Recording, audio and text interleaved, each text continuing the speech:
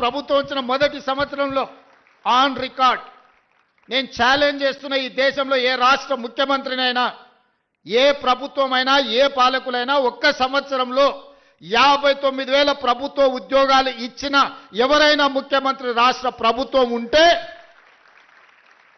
వాళ్ళు విధించే ఏ శిక్షకైనా నేను మా ఉప ముఖ్యమంత్రి గారు సిద్ధంగా ఉన్నాము. మా ప్రభుత్వం మా మంత్రివర్గం మొదటి సంవత్సరంలో 59,000 ప్రభుత్వ ఉద్యోగ నియామక పత్రాలు ఏ ఎల్బీ స్టేడియంలో మేము మంత్రులుగా ముఖ్యమంత్రిగా ప్రమాణ స్వీకారం చేసినామో అదే ఎల్బీ స్టేడియంలో వాళ్ళందరినీ పిలిపించి నియామక పత్రాలు వాళ్ళ చేతులకు అందించినప్పుడు ఆ పేదవాళ్ళ తల్లిదండ్రుల కళ్ళల్లో చూసిన ఆనందం జీవితకాలం గుర్తుంటుంది.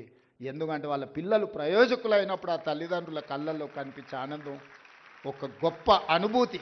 అది మాటలకు అందదు, మాటలు చెప్పినా సరిపోవు.